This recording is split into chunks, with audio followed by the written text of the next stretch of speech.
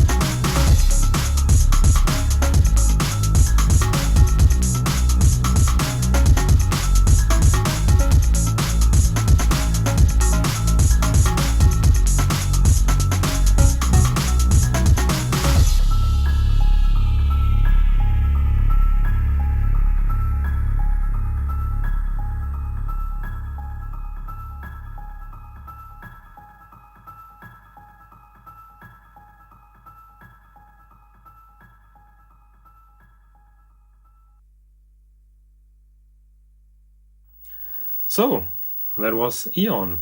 I hope you liked it. I liked this demo very much. There's another demo I'm gonna show in the next weeks, which I also like very much because it also has lots of great effects, also for the original chipset Amiga. But I'm not gonna tell which one it is. You can also submit some wishes in the comments what kind of demo for the OCS Amiga I should show.